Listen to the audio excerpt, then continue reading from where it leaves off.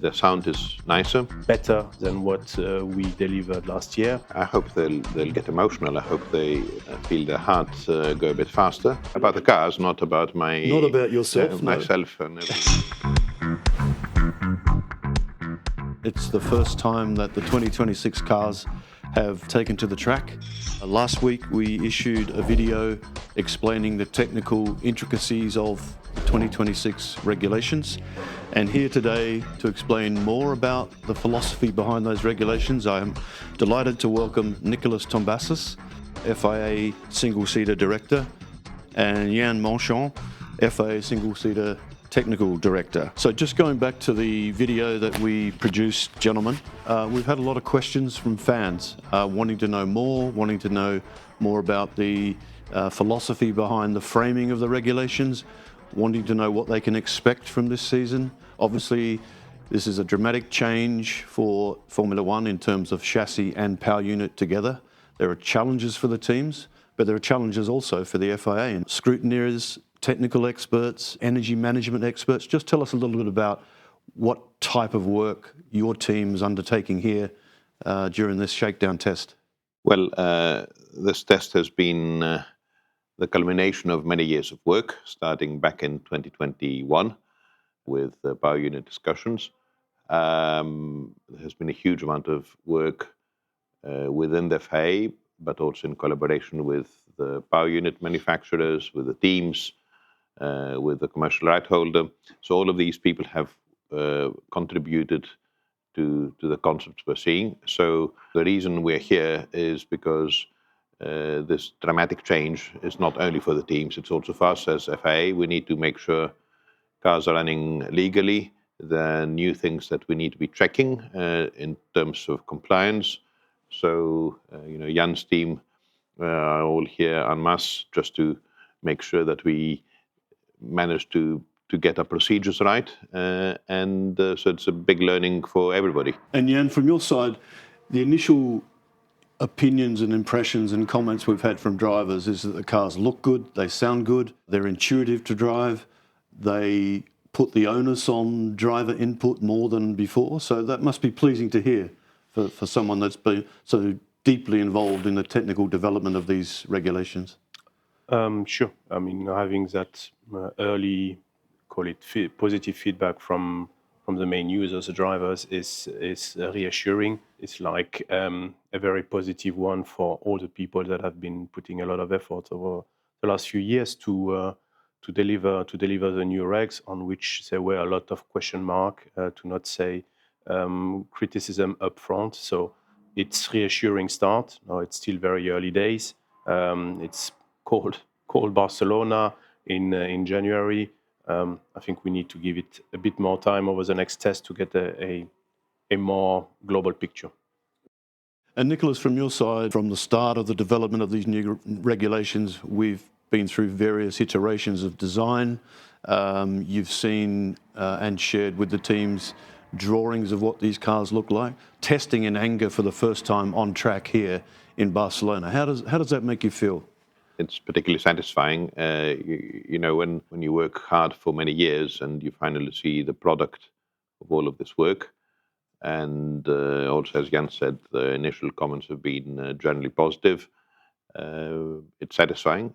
Clearly, we're under no illusion that we are facing a challenging season, as the teams are ahead, learning a lot.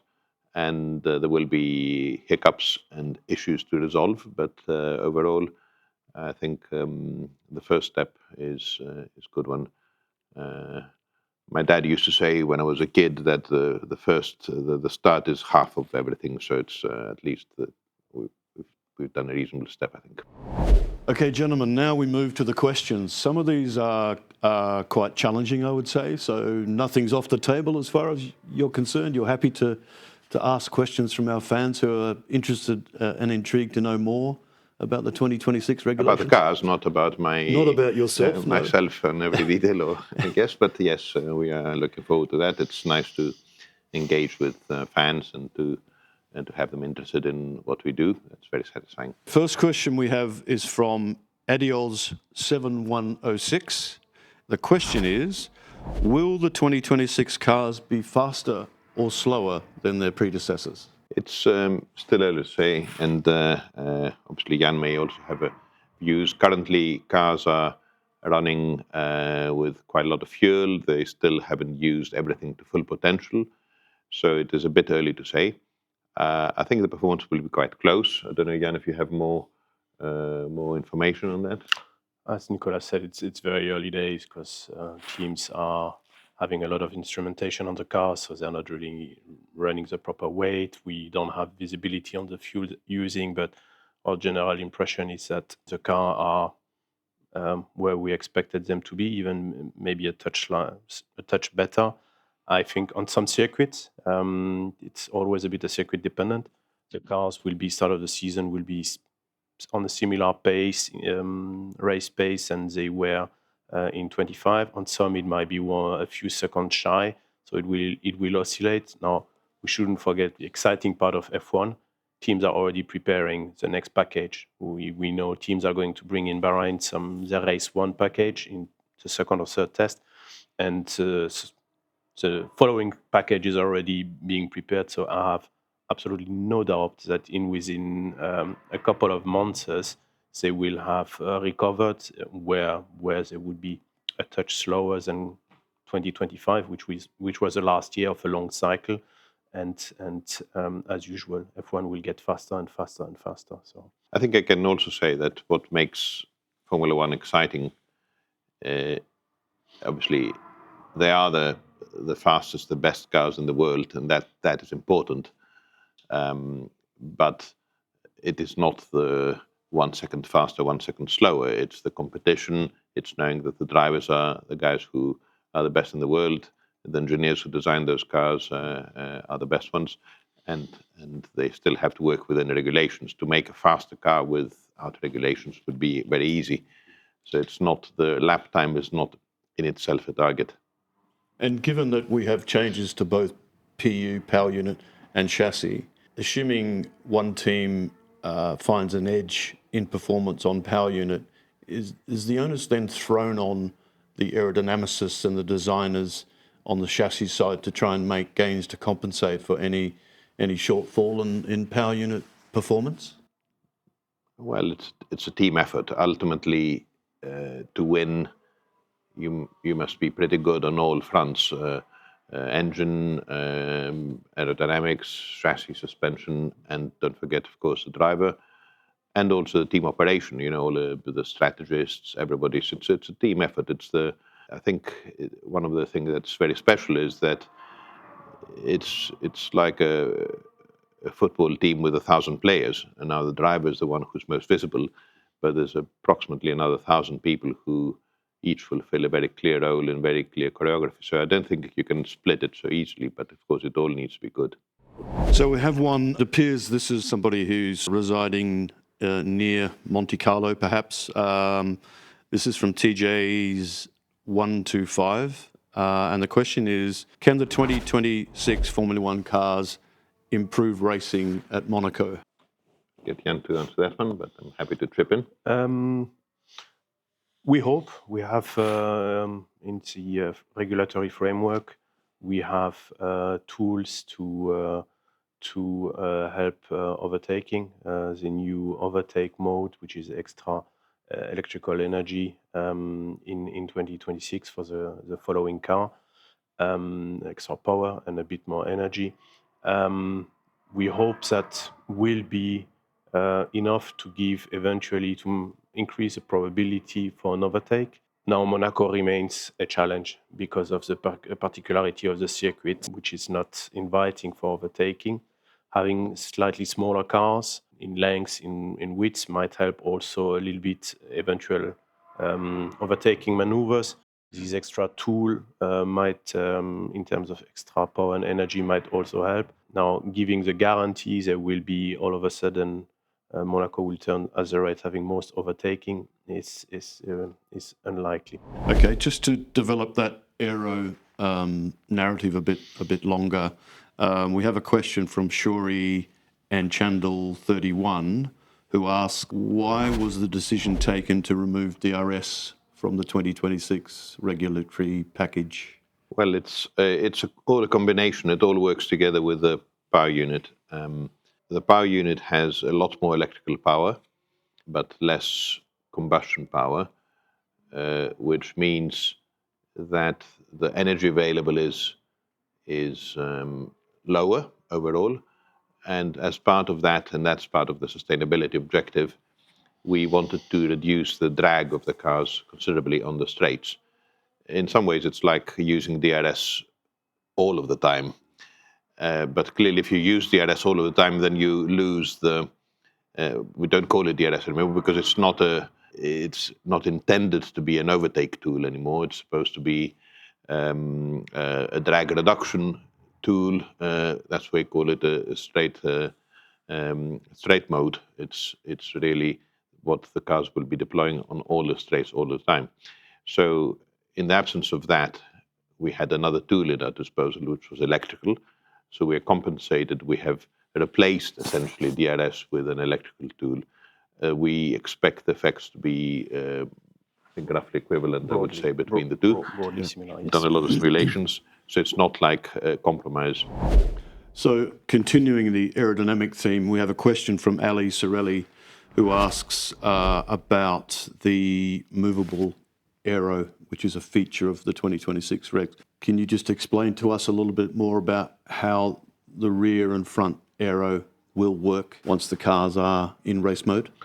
Okay, so without going into a doctor thesis, as Nikolas just explained, we wanted to minimize the aerodynamic drag on straight lines for energy management aspect. So in a simplistic way, on almost every straight line, if it's long enough, the rear wing will open, so to reduce to the absolute minimum the drag it generates. And because it's a big change in force distribution on the car, after involving the teams and driver almost 2 years ago, decision was made to also compensate in terms of force reduction by a change of the front wing, so that at the end of the day, you are just dropping the in an acceptable manner for the driver the downforce and primarily the drag. So it's visually, it will look like when in previous regulations they were using the DRS.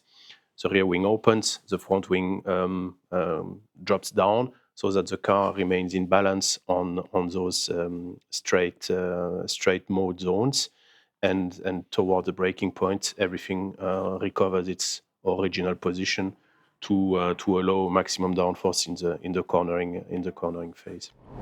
Okay, compression ratio, gentlemen, Yes. has been a talking point. We have a couple of questions on that topic. So maybe you can just explain to us, for those that don't fully understand, just a bit of background as to what compression ratio actually is. Yeah, I mean, first of all, compression ratio, just a bit of very, very basic engine, four-stroke engine, which is what most road cars have had for the last 100 plus years, and what most racing cars have, is an engine where there's a piston or many pistons moving up and down and turning around a crankshaft. And when they move, the fuel and the air comes into the engine and the piston moves down. Then it moves back up again without producing any power. The other cylinders are pushing it up. And at that moment, it compresses the fuel and the gas, the air, into very, very small volume. So how much fuel has gone in and air to how much it actually compresses to, that proportion is the compression ratio. The more high that is, and then after that you have an inflection, combustion of that mixture, and that pushes down and produces the power. So the higher that compression ratio is, the more, generally speaking, the more efficient the engine is. Now, you can't overdo it. If you go too high, then you start having other issues, like it will get too hot and then it will pre-combust, and that's what we call knock. And that's sometimes you see that on your road car, if you maybe the older ones, if you're on a very high gear and you're going very slowly, you hear this sort of knocking sound. So it gets quite complicated to design those super sophisticated engines with that number being very high. And of course, we wanted with these regulations early days to invite newcomers, and I think we've been quite successful. We have 5 PU manufacturers at the moment, and one on the way of coming in the sport. If we had not done those changes, I think we probably would have 2 by now, and we'd have only 2, and that would have been a problem. So because all of these newcomers have started way behind the established ones, we had to create some ways that would enable these newcomers to join the sport on a fair playing field, because otherwise they would have been way behind, and as there's a cost gap, as there's limitations, they would have always been struggling to catch up. It's still going to be massively challenging. It's for them. It's not an easy task, and that's why part of the condition for these guys to come in was also to create some simplification, some cost reduction also, and the compression ratio was one of those. That was the reason we went from what used to be a limit of 18-1, which frankly was almost not a limit because you could hardly reach that level, to 16-1, which is a bit of a compromise. And of course, as these engineers are very clever and always pushing for an advantage, some have found ways to potentially increase it when the engine is running hot. And that is the discussion we're having now. I mean, we've spent a lot of time with Jan discussing how we solve those issues, and I think our intention is, of course, to solve them for the start of the season. We don't want to have controversies. We want people to be competing on the track and not in the courtroom or in the steward's room, and that's what we're trying to do. But I guess given the nature of the significant change to the regulations on both chassis and PU, we can expect that the next hot topic may be in different areas. Obviously, it won't be all about compression ratio for the next few weeks and months. There'll be smart people within the teams trying to find an edge in a particular area, which means that from an FIA perspective, we're ever more vigilant about running our checks in those areas. Yes, I mean, I think it's also a numbers game we need to explain. Obviously, perfection is if there's no discussion about any aspect of the regulation, if everything is completely as intended, no interpretations, everyone understands perfectly. That is our objective, that's what we strive for, and I think we've made a lot of progress in that. When regulations change a lot of unforeseen circumstances come about. We work a lot with the teams and the PU manufacturers. We have meetings. Each team has maybe 200 engineers or so amongst the 1,000 people working for the car, sometimes a bit more. So we have maybe 2,000 engineers in the teams and maybe another, 1,000 or so in the engine and PU manufacturers. So that it's invariable that amongst those many thousands to the 10 or so, that sometimes they will come up with something that nobody has thought. It's also, I think, quite significant to think that you have 11 teams and 5 PU manufacturers, and not all of those identify these weak areas, which means that you have 200 people in one team, and maybe out of those 200 people, nobody has thought there's a little area to use. So what I'm trying to say is that it's a numbers game and a statistics game, and it's impossible when we have new rules not to have such areas of discussion. That's always been the case. I think what has changed is that we are determined to make this a championship of competition between the best drivers, the best engineers, the teams, but not a championship of rule interpretation. We want it to be a championship of engineering prowess as well as driving prowess, but not of actual just who's, let's say, a smarter rule interpreter.